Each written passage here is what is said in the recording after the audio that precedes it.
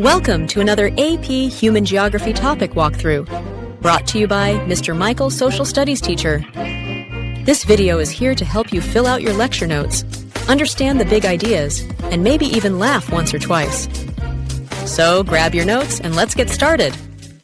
Today's AP Human Geography topic is population dynamics. In other words, we're asking, why do some populations boom while others bust? From rising birth rates to falling death rates, to people on the move. We'll see what shapes the world's population and why it matters. So what exactly are we learning here? Geographers look at three main factors when studying population change: fertility, mortality, and migration. Together, these explain why some regions are growing fast while others are shrinking. To measure this, they use tools like the rate of natural increase, the difference between births and deaths, and population doubling time, which tells us how quickly a population could double in size. But this isn't just about math. By analyzing historical trends, like slow growth before the Industrial Revolution, and contemporary trends, like rapid growth in parts of Africa and Asia, we can see how economies, healthcare, and even cultural values shape population patterns. In short, learning this helps us understand not only where people live, but how societies change when populations rise or fall.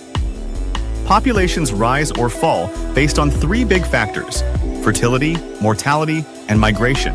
Fertility looks at how many children are being born, measured by the crude birth rate and the total fertility rate. Mortality looks at how long people live, measured with things like life expectancy, the crude death rate, and the infant mortality rate. And finally, migration tracks how many people move in or out of a country. Take a look at the map on the right. Total fertility rate, including UN projections through 2015. Darker areas, like much of sub-Saharan Africa, show high fertility rates, women having 5, 6, or even more children on average. Lighter areas such as Europe and North America have much lower fertility, closer to 1 or 2 children per woman. This map makes it clear. Fertility rates vary hugely around the world, and those differences are one of the biggest reasons some populations are growing quickly while others are shrinking. Fertility is the first major factor shaping population growth. We measure it in two ways: crude birth rate, CBR, the number of live births per 1,000 people in a year; total fertility rate, TFR, the average number of children a woman is expected to have during her lifetime. On the right, you can see birth rates in 2020. Notice how countries in sub-Saharan Africa stand out with the highest numbers, often double or triple the rates in places like Europe or East Asia. Globally, fertility has been declining over time. Families are having fewer children than in past generations, especially in wealthier and more urbanized regions. This shift is one of the biggest reasons population growth is slowing down in many parts of the world today. The second major factor in population change is mortality, how long people live, and how often they die. Two important measures are highlighted here. Life expectancy, the average number of years a person is expected to live. Thanks to advances in healthcare, nutrition, and sanitation, this number has been steadily rising over time, which adds to population growth. Crude death rate, CDR, the number of deaths each year per 1,000 people. The map shows life expectancy in 2016. Notice the big contrasts. In North America, Europe, and Australia, life expectancy often stretches above 75 years, while in parts of sub-Saharan Africa, it is far lower. This tells us that where someone lives and what resources they have access to can dramatically affect how long they live. Another key measure of mortality is the infant mortality rate, or IMR, the number of children who die before reaching their first birthday.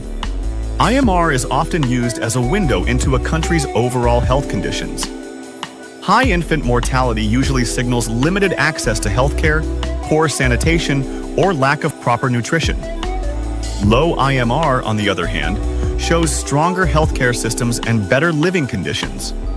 Looking at the map, you can see that sub-Saharan Africa has some of the highest infant mortality rates in the world, while countries in Europe, North America, and parts of East Asia have some of the lowest. Here's the connection. When infant mortality goes down, life expectancy usually goes up, and that leads to population growth. Now that we've covered fertility and mortality, let's put them together with the natural increase rate, or NIR. The NIR is the percentage by which a population grows each year based only on births and deaths. It does not include migration. A country's NIR can even be negative if deaths outnumber births. On the right, you can see an example from the United States in 2020. The crude birth rate was about 12.4 per 1,000, while the crude death rate was 8.3 per 1,000. That works out to a natural increase of only 0.41%. This shows how low fertility and higher life expectancy combine to create slow population growth in developed countries, very different from the rapid growth we saw earlier in places with high birth rates. Here's how geographers calculate population growth from just births and deaths. It's called the natural increase rate, or NIR. You can see the formula here. Take the crude birth rate and subtract the crude death rate, then divide by 10 to get a percentage. For the United States in 2020, birth rate was 12.4 per 1,000. Death rate was 8.3 per 1,000, which gives us a natural increase of just 0.41%. The map shows natural population growth worldwide in 2020. Notice how much of sub-Saharan Africa has very high growth rates, often above 2 or 3%. Meanwhile, parts of Europe actually show negative growth, where deaths outnumber births. So NIR gives us a clear way to see where populations are expanding quickly and where they're starting to decline. The natural increase rate gives us part of the story, but for a full picture, geographers look at the population growth rate. This measure includes migration, people moving in and out of a country. Immigrants are those coming in. Emigrants are those leaving. So the formula is births, deaths plus immigrants, emigrants.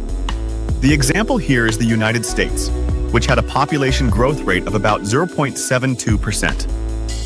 That's higher than its natural increase rate because immigration adds more people to the total. On the map, you can see intra-African migration in 2017. Notice how some countries, especially in West and Southern Africa, had large flows of people moving across borders. This shows that migration isn't just about people moving to Europe or the US. It often happens between neighboring countries.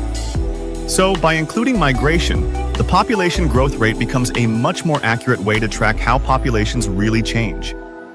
Another way geographers measure population growth is through doubling time, the number of years it would take for a population to double in size if the current growth rate stays the same.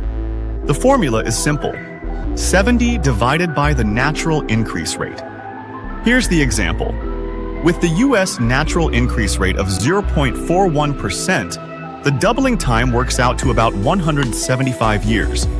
That's an incredibly long time, which shows just how slowly the US population is growing. Now, compare that to countries with much higher growth rates. Their doubling time could be just a few decades. That's a massive difference in how fast populations expand and how quickly pressure builds on resources, infrastructure, and jobs. So, doubling time gives us a real sense of how quickly population change will shape the future of a country. For most of human history, population growth was very slow. People died young, diseases were common, and farming wasn't productive enough to support large populations. But starting around 1750, everything changed. The agricultural revolution improved food supply. The Industrial Revolution brought factories and jobs in cities. Urbanization accelerated, and advances in healthcare and sanitation kept more people alive. The population hit its first billion in 1804, and since then, growth has skyrocketed. The graph on the right shows this clearly. For centuries, population stayed flat. But in the modern era, it shoots upward in what we call a J-curve. This rapid rise also shortened doubling time. The world's population has been doubling faster and faster. So, the big takeaway is that modern revolutions in food, industry, and medicine completely transformed how fast human populations can grow. Today, most population growth is happening in less developed countries, especially in Asia and Africa. Look at the two examples on the slide. Niger has a natural increase rate of about 3.8%, one of the highest in the world. That means its population is doubling very quickly. Spain, on the other hand, has an NIR of 0.11%. In other words, its population is shrinking without migration.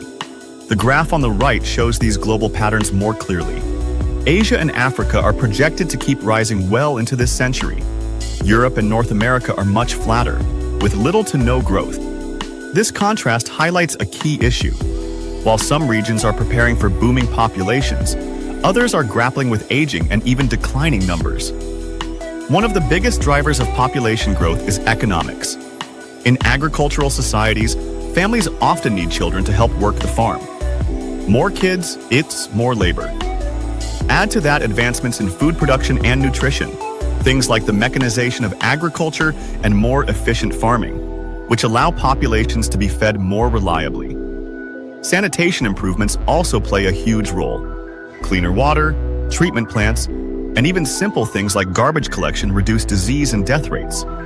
Then there's economic prosperity. When societies become wealthier, they can afford better health care. In many core countries, women have access to prenatal and postnatal care, and diseases can be prevented or cured, all of which push life expectancy up and mortality down.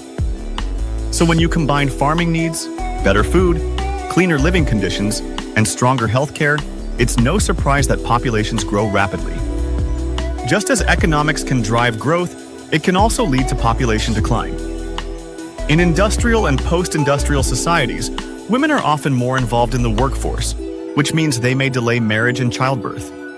On top of that, urbanization pushes families into smaller living spaces, which makes raising large families less practical. Then there's the cost. Children are expensive. Providing food, housing, healthcare, and education often discourages families from having more kids. Finally, access to healthcare can reduce population growth. Not by keeping people alive longer this time, but by providing women with contraceptives and family planning options, which lower fertility rates. So, while wealth and development can extend life expectancy, they also tend to reduce birth rates, which is why many highly developed countries are now experiencing shrinking populations. Social factors also play a huge role in shaping population. On the growth side, religion and culture often encourage larger families. Traditional values may discourage contraception or abortion, while earlier marriages lead to longer childbearing years and more children overall. Delay marriage and childbirth, which reduces the number of children they have. Healthcare also plays a part. Better healthcare lowers infant and child mortality, raises life expectancy, and improves knowledge of contraception. As families gain confidence that their children will survive, they tend to have fewer kids. So while traditions may drive populations upward, social change, especially women's education and healthcare access, is one of the strongest forces pushing birth rates downward. Governments and politics can directly influence population change.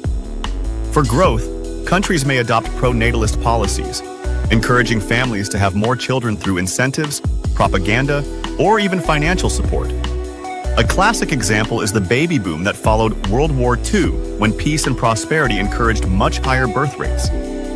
For decline, some governments have used anti-natalist policies, discouraging large families through laws, propaganda, or penalties.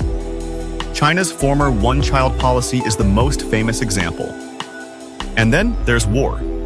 Conflict usually raises death rates, forces people to migrate, and creates shortages of food and resources, all of which contribute to population decline. So, depending on the policies and the political climate, governments can either push populations upward or pull them downward.